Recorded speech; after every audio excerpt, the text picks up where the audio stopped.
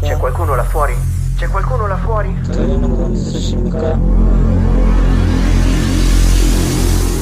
Benvenuti al Christian Podcast.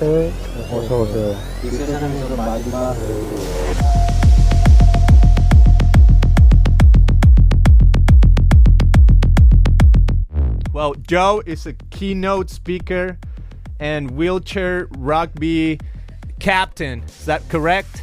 Yes, that is correct. Yeah. Awesome. He's an Olympian. He's got a crazy story.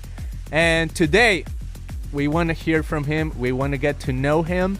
And I think the audience is going to get amazing insight into how to live a more intentional and even successful life with some of the story that Joe is going to share, but then some of the challenges he's faced and how he was able to face these challenges and overcome some of them. So, Joe.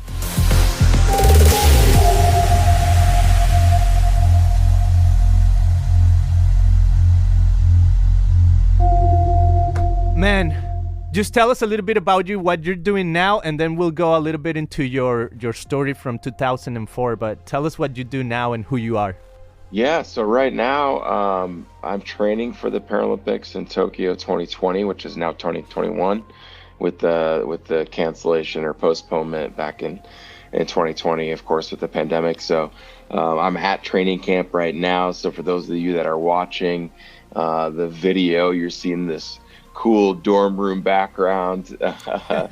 that is the dorm life. So taking me back to the college days. But we're at training camp right now. Grinding. We're here for 2 weeks. We have 2 days each day, and today is one of our days off, thankfully, to rest and recover. But we are on our way trying to grind for a gold medal.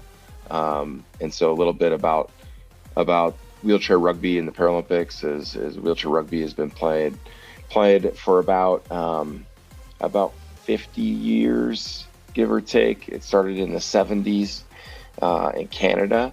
And now it's played in over 30 countries worldwide. And some of the major players are Australia, of course, and New Zealand, and Canada, and Brazil, and France, and Great Britain. And so it's played all over the world now, and an amazing sport. Kind of a weird deal. You see these gladiator type looking chairs smashing into each other. So you're thinking like, why are these people with disabilities like trying to become more disabled, crashing into each other type of deal? It's a kind of an oxymoron, but yeah, I've been fortunate enough to wear USA across my chest for 13 years and been one of the captains for 8. So leadership's important to me, and just excited for our team. Moving closer and closer to the games is always really, really fun because we've been training at it for 4 years. That is a normal quad, but then a year added on to this in 2021. So we're tired right now, coming off of 3 straight days, but really excited. And yeah, that's me and what I'm doing right now. Wow, Joe. I mean, sounds like training for this. You said you've been training for 4 years plus the additional year. That's a lot of training, man. 100%, man. We have, our major competitions, our world championships or the Paralympics. They happen every 2 years, but the major one is Paralympics, and it's where, you train for 4 years and hope to be a gold medal winning wheelchair rugby player. So that's obviously the outcome that we want. Love it, man. Love the leadership. Focus, and I also love the dedication, and I think we're going to learn a lot today from you. I think you have a lot to offer, and I love the positive attitude as well. So good for you, man. I'm excited to talk about this, but let's go a little bit back into your story, man. I was reading on your website that you had this major accident. It seems like you were living somewhat of a regular life, right? Going to college, you were in the football team, and then there was some sort of tragedy as you were rafting or utilizing a floating device on a river or something like that. Can you bring us back a little bit to what happened then, man? How was your life then, and how it was changed in a moment? Yeah, to kind of bring it back a little bit, man, you're 19 years old, and for me, I grew up playing sports. I grew up playing all the sport, basketball, football, baseball, swimming. I was in theater.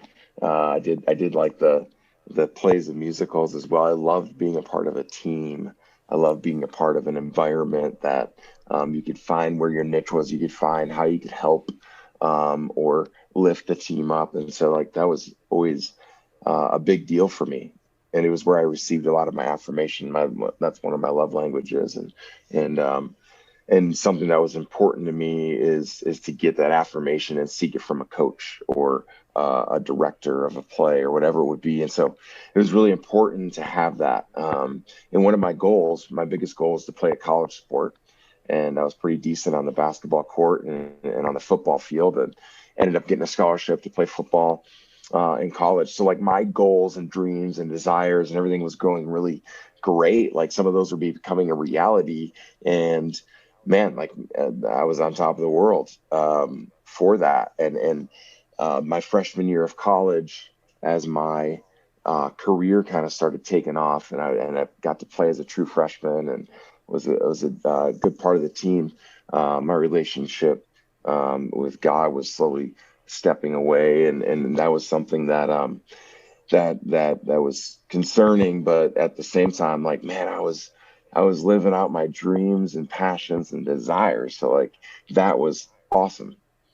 And at 19, you feel invincible, right? You're 6'6" and 250 pounds and solid and strong, and you feel invincible at 19.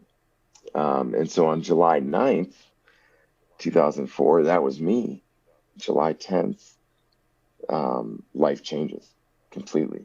And I was out on the river with my buddies in a bass fishing boat on the Mississippi River. You never know how deep or shallow the river is, but my buddy was driving. I was just sitting in the boat, leaned back, enjoying the summer day, 75 degrees, partly sunny, beautiful summer Midwest day.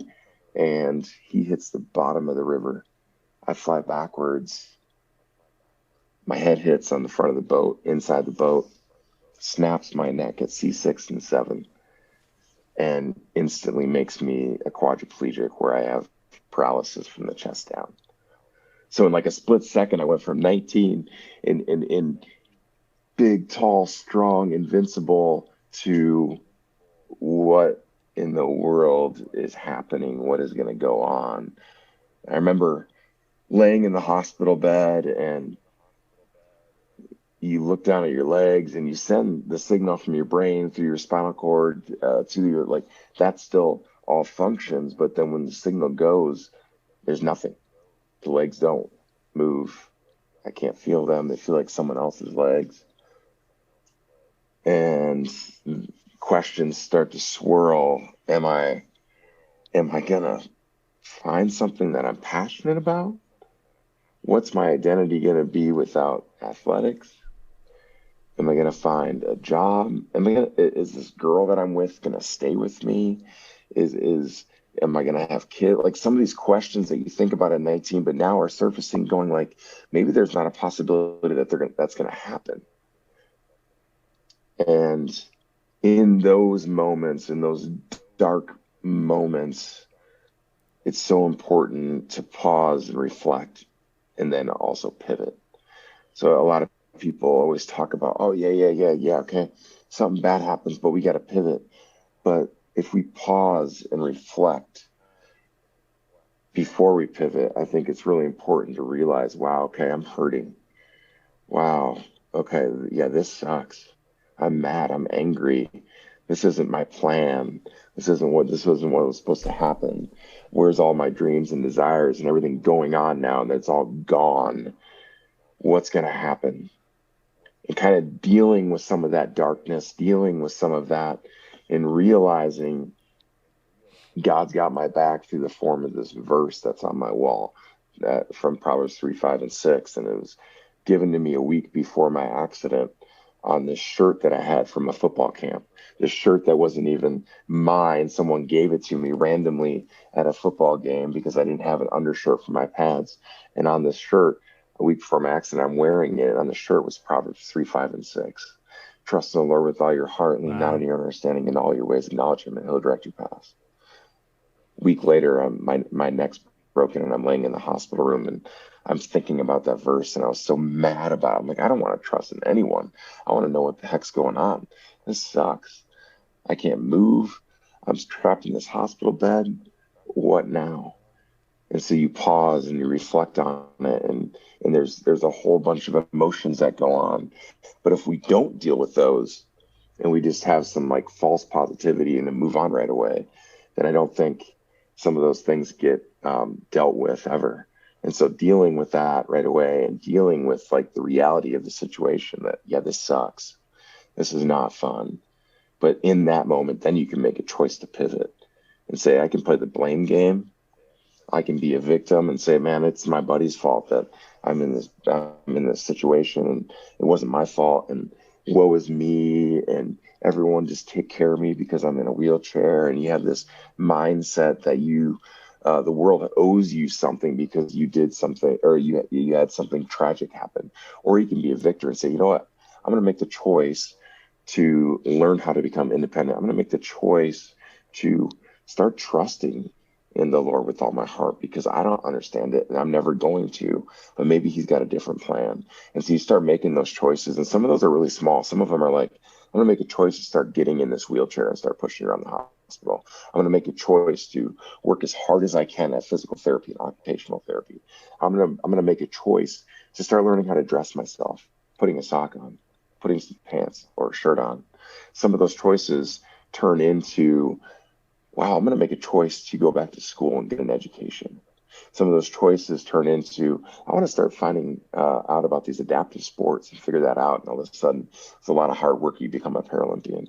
I'm going to make a choice to start talking to my girlfriend about what she wants in life, and talk about what we're going through. And you realize that you have this rock solid chick in your life that you need to marry. I'm going to make a choice to, like all these small choices end up becoming bigger ones, and ones that at 19, I'm wrestling with all these questions, and some of these questions start getting answered because there's a power of personal responsibility and a power of trusting in the Lord with all your heart. Yeah. Joe, how before this accident, you said that you were kind of like, I don't know if the word is exactly like slipping away from God, but maybe he was not as much on your radar as after the accident. And when you say you started to make like this, almost like this daily choices, but it really is a long range of time, right? Like it didn't happen just, okay, I'm making this choice today, and everything flipped that way. The next day, you still got to make a second choice. The next day, you still got to wake up and make a different choice, right? Like every day is an opportunity to make a choice. Where did you find this strength, especially in a time where maybe your faith, like you said, was a little, if you were like slipping away from God, how did you wrestle with that power to say yes to life on a daily basis? Where did you find it? How long did it take you? Yeah. It was in that darkness, in that depression of, wow, this is life. This is life. Like the doctors come in, the doctors are going like, dude, you're not going to walk again. There's like, these are the x-rays. This is what we have. This is the surgery. You're not going to walk again. And right away you're going like, no, like I'm going to show them and I'm going to work hard to walk again. And some people do. It's like some people, that's their story. For me, it wasn't. It never happened. And so, yeah, starting to make those choices every day. But I think also being real about what was going on as well. Real about, man, I'm in a dark place. Real about like, this is really depressing. This really is not what I wanted. This isn't what I desired. But I think a lot of times, especially as men, we get prideful about stuff. Like we're like, I can get through this. I'm strong. I'm a big rough tough football. I'm 6 foot. I could get through this. And you do that, and you do that, and you do that, and you become more tired and more tired and more tired, because you're never resting. You're never resting in what it means to trust in the Lord. You're never resting in actually putting faith that God's got your back, because you're trying to do it all yourself. And so I went through that, and then realized about halfway during my hospital stay, I was there for 3 months. About halfway through, I'm going like, I can't do this on my own. I can't like just pretend that everything's okay on my own. And that verse that was on my hospital wall became more real, because I was like, I don't understand it. I don't know why this is happening, but I'm going to trust that God has a plan. I don't know why I have to go through this, but I'm going to trust and have faith that he has a plan. So that was number one. Number two is having people in your life that are going to lift you up when you need it and pull you back when you need it. I think it's really important for us to have strong people in our, whether that's a mentor, whether that's a wife or a husband, whether that's discipleship, like whatever it is, having people in your inner circle that will lift you up or pull you back when you need it is paramount to anyone being successful or anyone getting through a circumstance that they're going through. I know a lot of people that are listening, maybe some people listening that are in a wheelchair, but most people probably aren't. But most people have gone through a circumstance outside of their control that has devastated them. Losing a job, devastated them, losing a child or a husband or a wife, or gone through a divorce, like whatever it is. They've gone through something, and they'll try to get out of it themselves, and they end up failing. And then it's like, where do we turn to? We turn to God, and then we turn to those people around us that are there for us to help push us up out of it or pull us back when we need it. Wow. So we need faith, and we need people. How was that process? Like, how long did it take you to, or are you still wrestling with that? Like, I don't know, just tell me, how long was the process to say, okay, I'm in a different spot mentally now? Did it take years? Did it take weeks? How long did it take for you? Yeah, I think it's an ongoing thing. Let's keep it 100 here. Like let's be real. I pride myself on being real and authentic. I'm a recovering people pleaser, man. And so like these type of things are a daily, like, or at least weekly, or every couple of weeks, thinking through, how am I doing on this?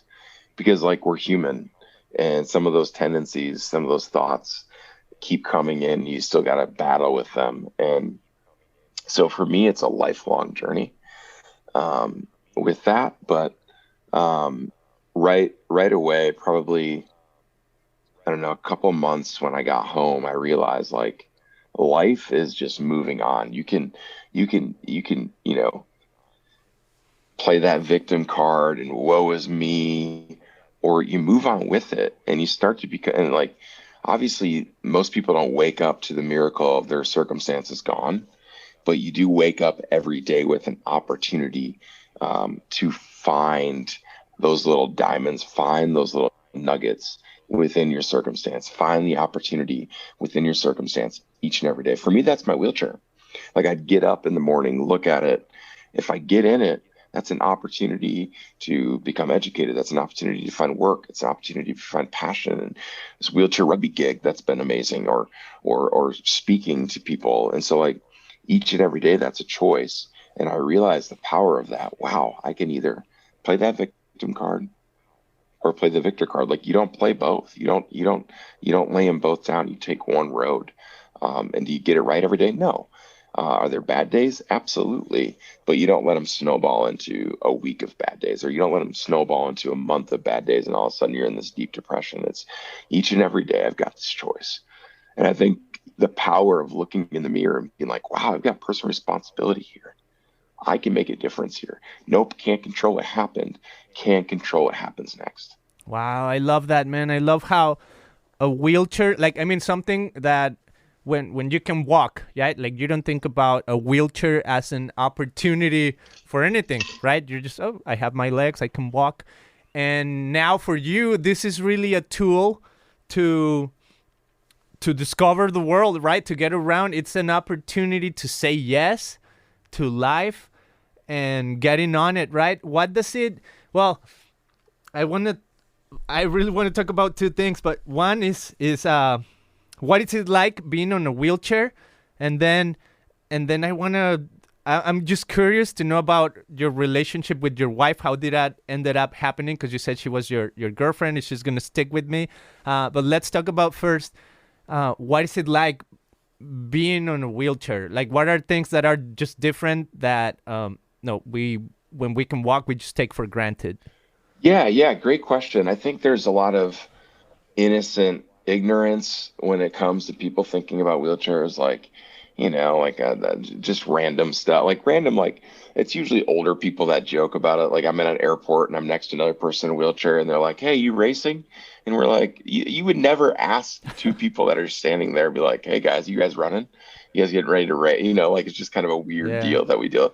But for the most part, like it's not a huge issue that like physically like learning how to push a wheelchair or getting around or wheelchair skills or whatever it is. And a lot of the stuff that we deal with our injuries, spinal cord injuries, that we don't talk about a lot, with whether it's, it takes a little bit longer for us to get up and shower and do, whatever. So like, you getting up and jumping and boom, you're dressed in 10 minutes. That's going to take me an hour and a half.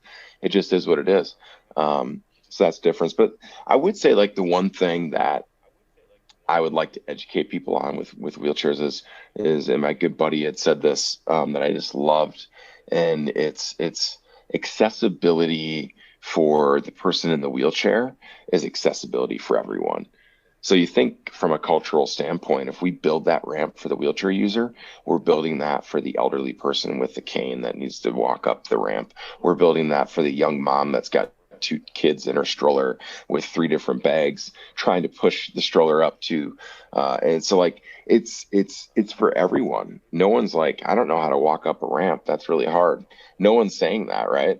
And so building out this accessibility is building it out for everyone in our society, and I think that's a major point that makes a lot of sense. And you see that a lot with structures that are newer and that are inclusive for all different levels of people in our society. So I definitely think that's kind of like my shtick on the wheelchair part. But yeah.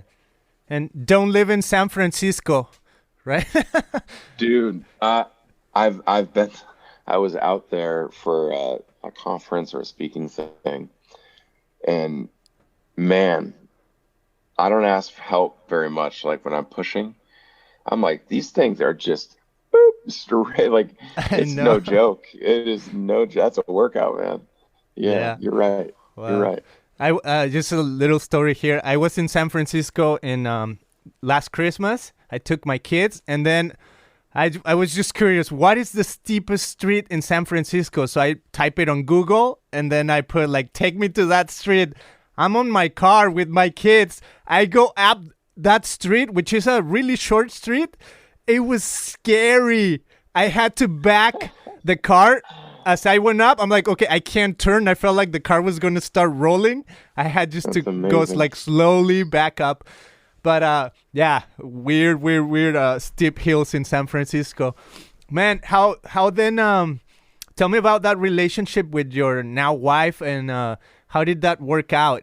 From your girlfriend to she's gonna stick with me, and how was that journey of? Because for a man, I would say that's important too, right? If I have this condition now, am I gonna be able to fulfill like this relationship goals too, right? So how was that for you? Yeah, man. Like I had to work through some stuff. So my wife April, we were dating. We dated when we were 18, and then so like through that accident we're dating, and I wrestled with she. I mean, she showed me so much love there every single day in the hospital, and such a rock for me. And then I'm going like, I don't like, do I love this girl as much as she loves me? Like, what is going on here? And I ended up breaking up with her because it was like that whole thing of like, that man, I'm inadequate, or like, man, I'm insecure in who I am right now, and like, there's no way I can fulfill this. And I broke up with her for a while, a couple months, and realized what a bad mistake it was. And so we went through some stuff that, that she has been with me through all like the darkest parts, and seen all the blessings that come out of it. And just an amazing woman, who knows me better than anyone else, and understands me better than anyone else, and is such an awesome partner to do life with, and is real, like she's her tagline is always like, all you do, you need a little bit of giggles, and God is what you need. That's like her coffee mug statement that she always says. But she's real. She'll be that one to lift me up when I need it, or pull me back. Like, she's not afraid. I always joke, and she always hates when I joke about it, but she's like, I'm not afraid to knock you out of your wheelchair if you're being a jerk, type of thing, man. Like, so she's super authentic and real, and it's been an amazing relationship to have throughout the years, and be able to just share this journey with her. It's her story as much as mine, because, man, if God didn't put her in my life, who knows where I would be. And so just blessed to have her. And now we have 3 kids, a 9-year-old, 7-year-old, and 5-year-old, and just a beautiful family unit, man. Wow, love it, man. I have 3 kids as well, and almost the same ages. Mine is 11, 9, and 5. So, yeah, okay. I know it's a joy to have kids, man, and I'm glad for you. Yeah. And for your journey with your wife, and now having kids. Tell me about a little bit about what you do now with the Olympic team. Like, how did you get on that? I mean, you said 4 years of practice, but what was like the first step?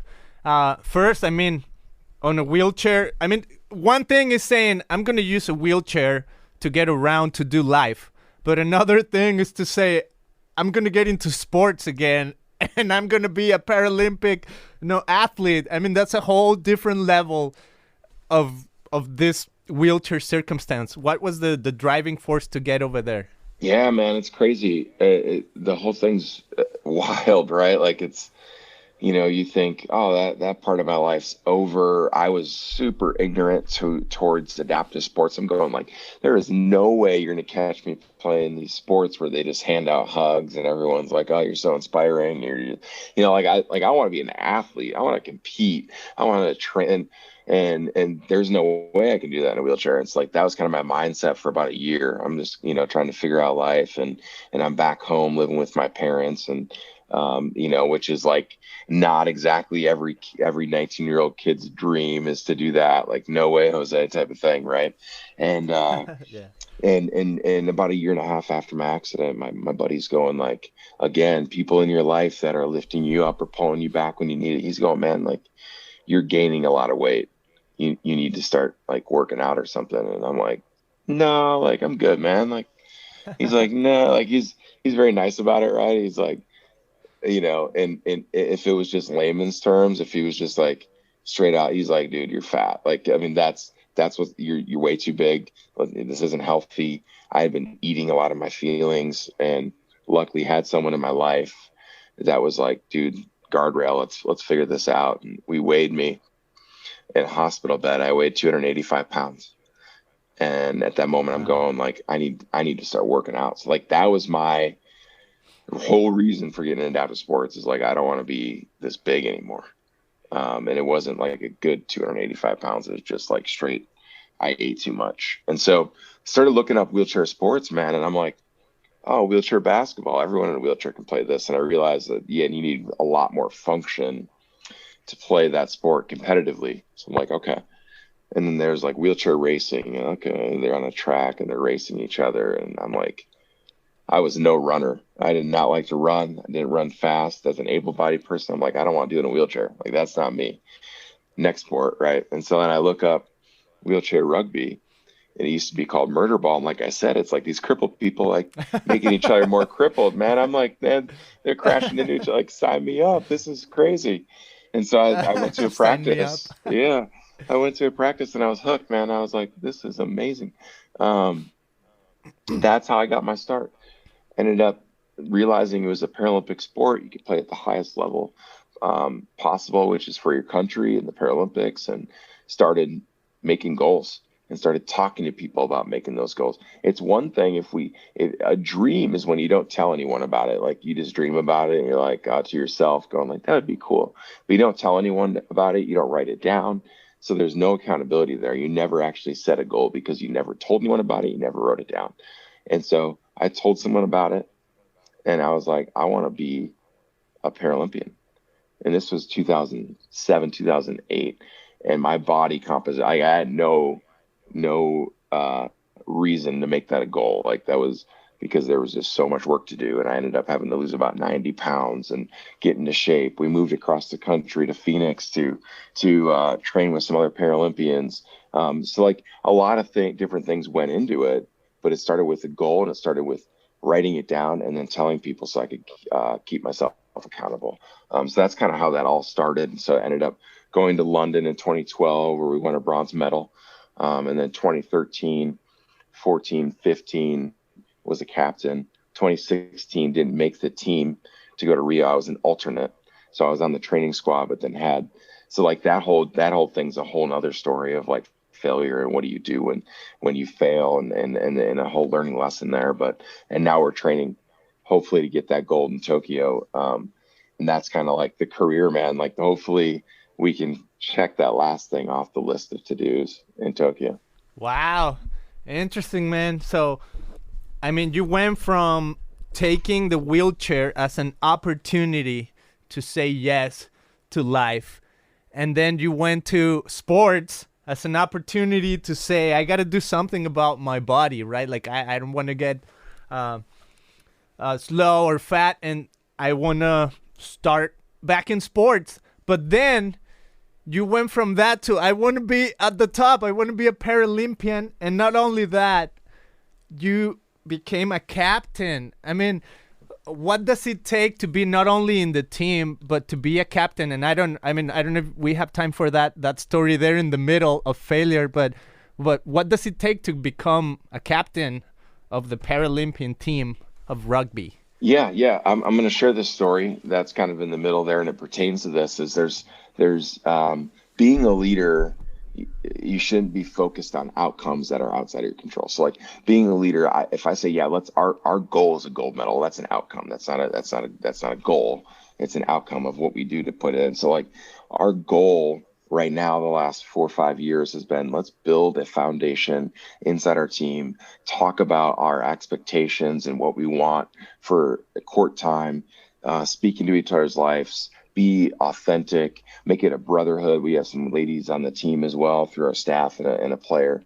So a sisterhood as well, but like make that a foundation where when we're speaking to each other out on the court, because it's high paced, it's fast paced, we're going. So like if I can't be like, hey man, I just love you, but like I got to get you over here for this. Like, no, you're not going to talk like that on the court. You're gonna be like, hey, I need you over here right now. Let's go, type of thing. Or like left, right, whatever that short communication is. And so off the court, we're talking about those expectations. We're talking about those because unknown expectations leads to future resentment. Anyway, that all to be said, in my first couple of years in the team being a captain, I was so tunnel vision on gold, because gold would validate me as a leader. Gold would validate me as a husband, as a father, as an athlete, as a person in a wheelchair. And anyway, so like that whole gold medal, it was going to validate my career, validate my life, validate my life in a wheelchair. And I'd say, I'm a better husband or father if I have a gold medal. I'm like so tunnel visioned on those outcomes, so tunnel visioned on success that you forget why you're actually leading in the first place. And so not making that team was devastating. But at the same time, I learned about, wow, like what is it to actually be a leader? And I think any good leader ends up being a servant leader. And servant leader to me just means that you are 100% authentic and real with the people that you're leading. Give the gift of someone else going second. Give the gift so you be vulnerable, so someone else can go second and be vulnerable too, and you can kind of slowly build that up to keep each other accountable, because that vulnerability and accountability marry each other into making some really good chemistry. So that's kind of where I'm at from a servant leader standpoint. Your words are really important, but the action is going to build that trust as a team and with your camaraderie and chemistry moving forward. And so that's kind of what we're on the path for. Of course, we want to win. As athletes, you always want to win the game, right? But at the same time, being able to see these men and women grow as people has been really important to me. Love it. I love that servant leadership component.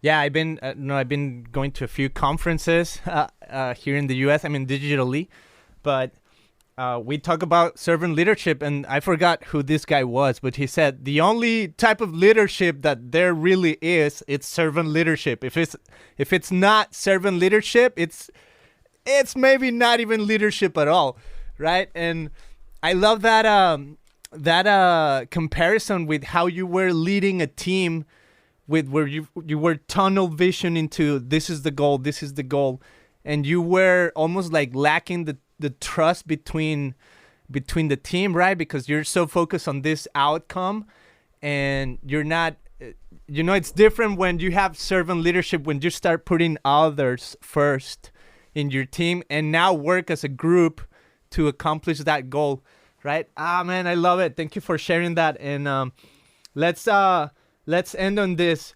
I love this phrase you have on your website that says, circumstances do not define us as long as we choose to be a victor over a victim. What are you looking forward in the future with this mindset? I mean, and with your speaking ability, are you looking forward like to travel more, to become a keynote speaker at big events? What is your passion or desire now?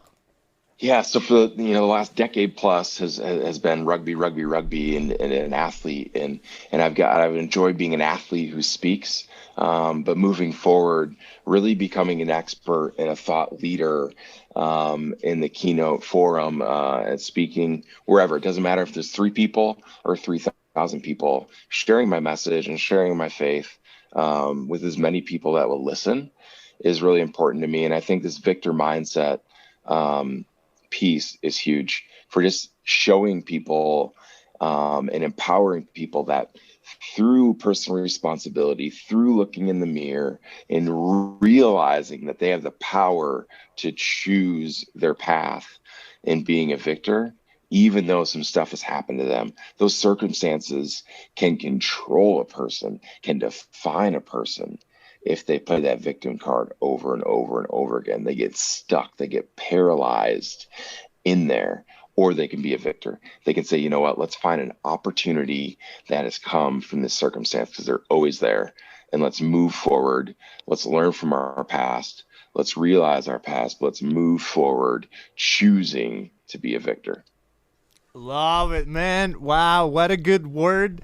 I think super. I mean, it's challenging for just people listening, right? I feel like we're challenged by this super positive attitude towards life and even circumstances, whatever they might be. What a great opportunity, man, to share your story, to get up, right? I love this song by one of my favorite bands from San Diego. It says, I dare you to move. Dare you to move like today never happened. My favorite band, Switchfoot. Like today never happened before. And I feel like you're an example of taking this challenge, and I'm not saying, now you have it all figured out. I mean, we all have things to learn and, paths to walk on. But I think you are an inspiration, man, for a lot of people. And I think you have stepped into your challenges with a very positive attitude. I mean, I'm sure, like you said, there were times where it's been depressive, it's been hard, not to minimize all of that, right? But I love that attitude of we have victory in whatever circumstance, man. So what an example. Thank you so much for sharing. And I love this Proverbs verse that you have, that you originally had on this shirt before your accident, a week before this accident, and how impactful that was on your life. And I just want to read it. It's Proverbs 3:5-6. It says, "Trust in the Lord with all your heart, and lean not on your own understanding. In all your ways submit to him, and he will make your paths straight." Man, what a great verse to end on. Joe Delagrave, he's keynote speaker and Paralympian. He's a husband. He's a dad.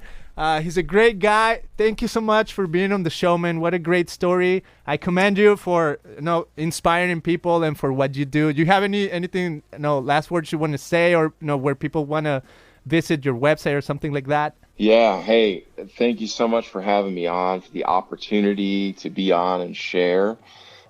Check me out at joedelagrave.com.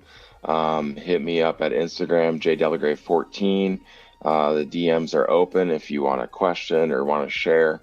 I'll reach out as well and get back to you. So, check me out, and any speaking opportunities over at joedelagrave.com. So just really appreciate what you're doing and sharing this podcast with people. So thank you very much. Thank you, Joe.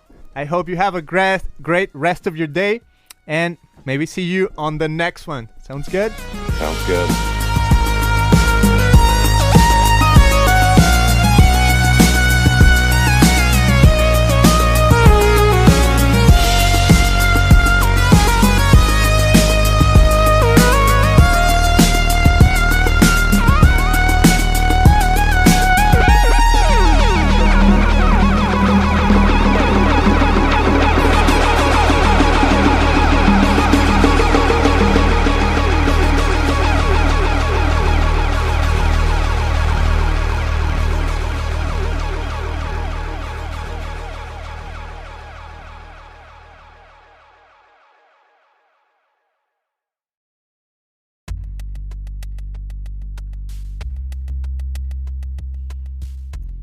Thanks for listening to this episode of Christian Podcast.